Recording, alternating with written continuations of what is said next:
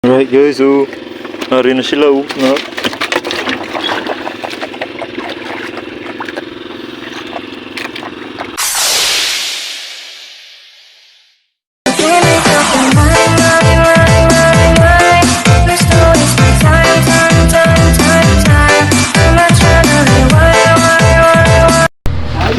Alright, for today's video mga mamang at mga papang, so andito tayo ngayon nakasama sa may punta tayong laot mga mamang at mga papang, ano? So may madadaanan tayong apat na isla ng malapit sa Barangay Basiao, Ibisan Capiz. So kasama po lang natin dito yung pinsan ko at ng may-ari na rin ng bangkang sinasakyan namin at pilotor na rin. So sama po tayo sa kanya mga mamang at mga papang at para po mamingwit tayo sa gabi. So abang mga mamang at mga papang, ano? Ayan, so nasisilayan po natin si Haring Araw sa ngayon at papalubog na po ito. So mag-aantay po tayo na magdilim bago tayo mamingwit. Alright, so habang binabaybay namin yung karagatan malapit sa amin at papunta po tayo ng medyo malayo at maglalapit tayo ng ilang milya doon sa may Sibuyan Sea, no? So makikita po natin diyan mamaya mga mamang at mga papang yung isla ng Sibuyan. So ito po yung ano namin, yung pamain, no?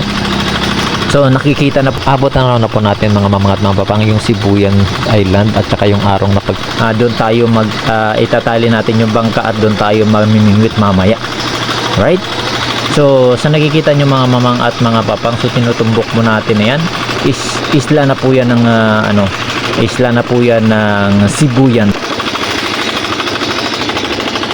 So ayan na mga mamang at mga papang, nagbabadya na si Haring Araw, talagang papalubog na. Ang ganda po tingnan mga mamang at mga papang, yung sinasabi nilang sunset, lalong lalo na pag nasa taot ka, kitang kita mo talaga, right? So ngayon mamang at mga papang, no, may nakita tayo dito puro container, no, container na puti or galon na puti. Ito po daw sinasabi nila knitting na na lambat, no. So nangunguha po ito ng napakaraming isda. Ito niladan isda po yung kinukuha nito mga mamang at mga papang.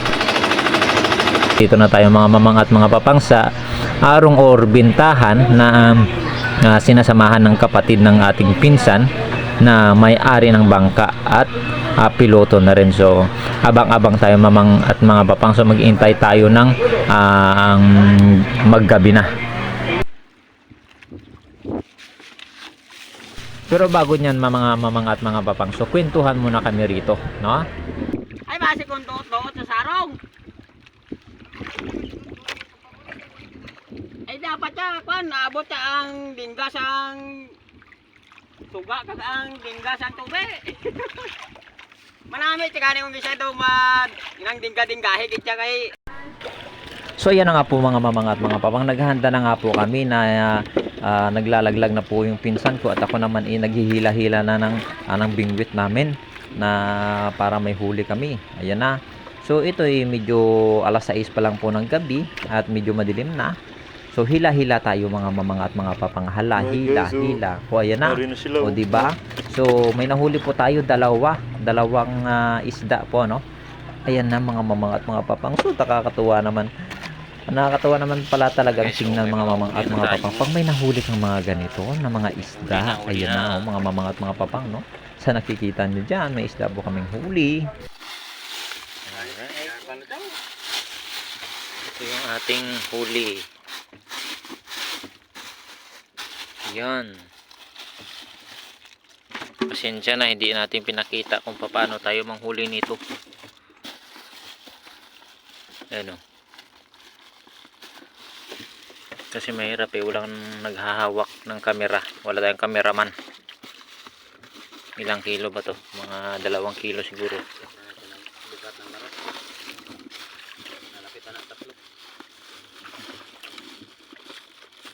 Bangkag. Oh.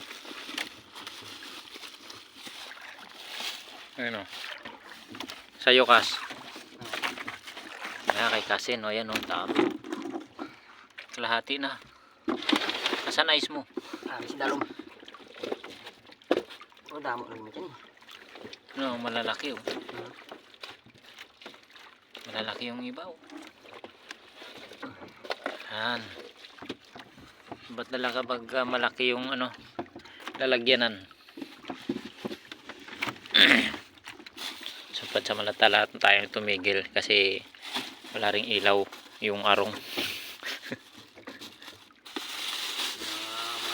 Maya pa. Ayan po, maraming salamat mga mamang at mga papang. At kung gusto nyo ng mga ganitong mga content, mga mamang at mga papang, paki-comment down below lang mga mamang at mga papang para ma-notify po. Niggas in my grill tryna phase me.